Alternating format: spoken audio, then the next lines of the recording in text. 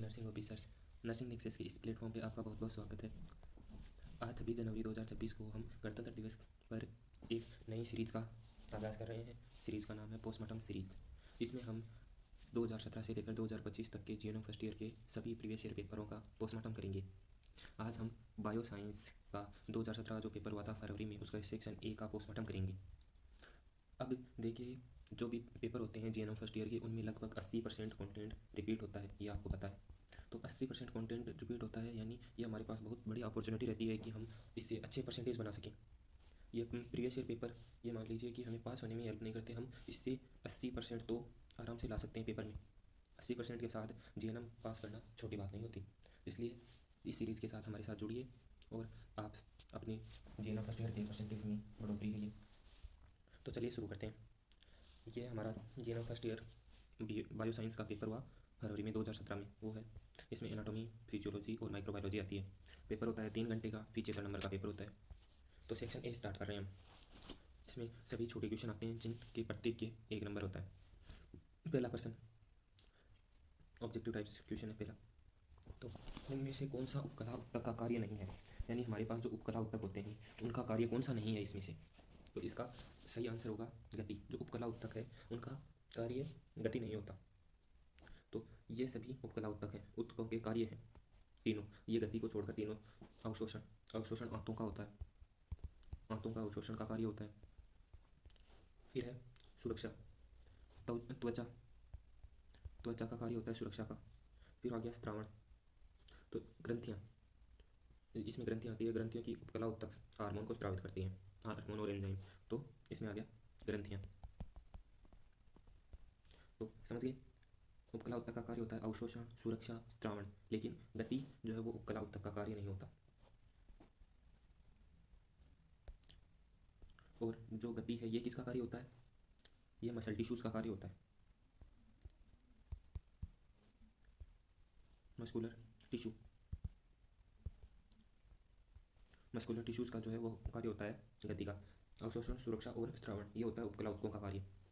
ठीक है, अब आगे वाले प्रश्न में चलते हैं। आगे वाला है लाल रक्त कणिकाओं का जीवन काल कितना होता है। तो ये सबको पता है, लाल रक्त कणिकाओं का जीवन काल 120 दिन का होता है। इसके बाद ये पलिहा में नष्ट हो जाती है। पलिहा कह लो या इंग्लिश में स्प्लीन, स्प्लीन में ये नष्ट हो जाती है। अगला क्वेश्चन है मनुष्य के प्लाज्मा में सबसे ज़्यादा पाई जाने वाली प्रोटीन कौन सी है। तो मनुष्य का जो प्लाज्मा होता है,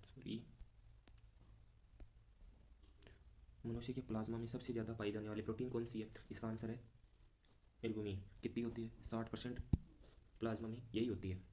इसका कार्य होता है हार्मोन और मेडिसिन जो हम लेते हैं उसको शरीर में एक जगह से दूसरी जगह ट्रांसफ़र करना, यानी ये ट्रांसफ़र का कार्य करता है और सबसे ज़्यादा यही होता है। तभी तो हमें मेडिसिन कुछ भी लेते हैं तो हमारे शरीर में उसका अब्जॉर्प्शन हो जाता है।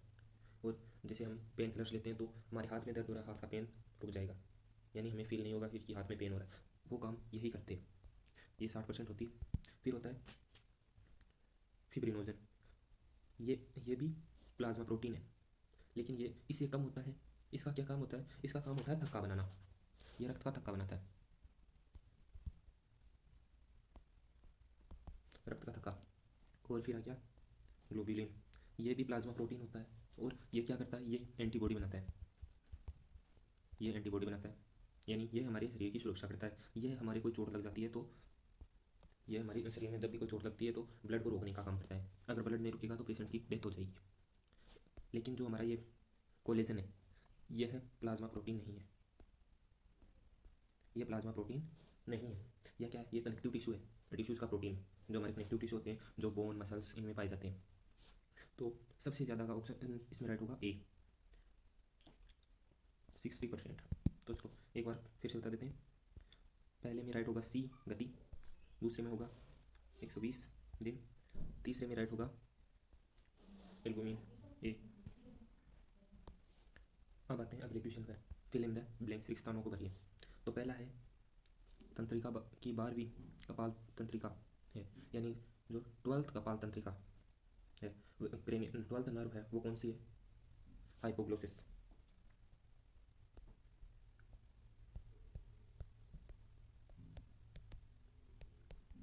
हाइपोग्लोसल, ये 12th नर्व है जो जीभ की मांसपेशियों की आपूर्ति करती है।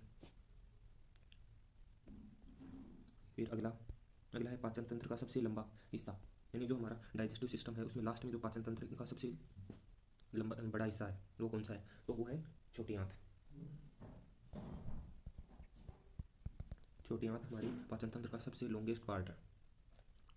फिर आ गया हृदय में ब्लैंक्स वॉल बायो एंटीओवेट्रिकुलर छिद्र को सुरक्षित करता है, यानी इसकी सुरक्षा कौन करता है, मिंटोरल वाल, जो मिंटोरल वाल होता है वो इसकी सुरक्षा करता है हृदय के।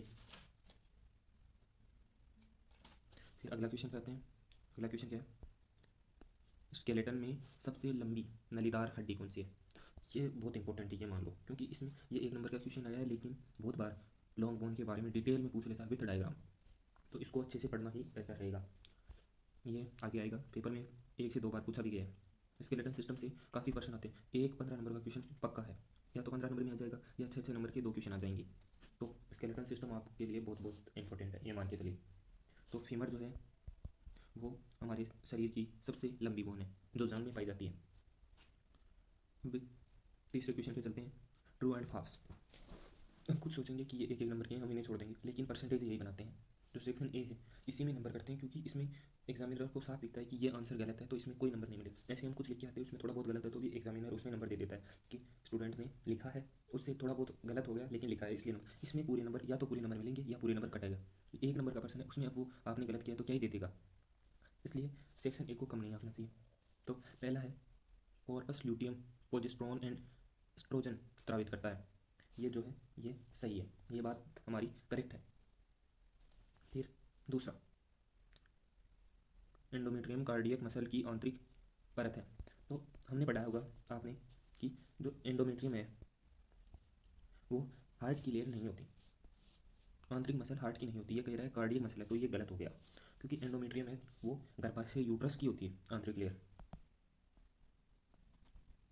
यूट्रस की आंतरिक लेयर होती है, और जो हार्ट की आंतरिक लेयर है वो एंडोकार्डियक है,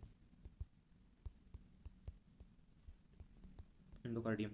ये एंडोकार्डियम यहाँ पे अगर एंडोकार्डियम आता तो ये सही होता कि ये आंतरिक परत है मसल है हार्ट की, लेकिन ये गलत है, तो इसका सही आंसर ये यहाँ पे गलत है, एंडोमेट्रियम गर्भाशय की है। अब अगले पे चलते हैं। अगला क्वेश्चन है रेडियो आइसोटोप कोबाल्ट 60 आयोनाइजिंग विकिरण छोड़ती है, तो ये जो है ये सही है, और ये किस काम में आता है, ये जो कैंसर के पेशेंट है उनके इलाज में और रेडियोथेरेपी में काम आता है। ये हम सेकेंड ईयर में पढ़ेंगे, जब हमारे सेकेंड ईयर में ये कीमोथेरेपी कैंसर थेरेपी ये आएंगी तब। फिर आ गया श्वेत रक्त कणिकाएँ 60 दिन में नष्ट हो जाती हैं, ये बात गलत है, तो इसका आंसर होगा फाल्स, क्योंकि जो हमारी वाइट ब्लड सेल्स हैं वो 13 से 20 दिन में नष्ट हो जाती हैं, और रेड ब्लड सेल हैं वो 120 दिन में नष्ट होती हैं।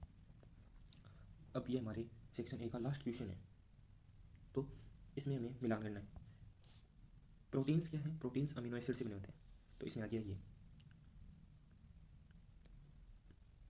फिर इनफंडिबुलर, ये क्या है, इनफंडिबुलर है यूटेराइन ट्यूब, यानी ये इससे रिलेटेड है, यूटेराइन ट्यूब का एक पार्ट होता है इनफंडिबुलम।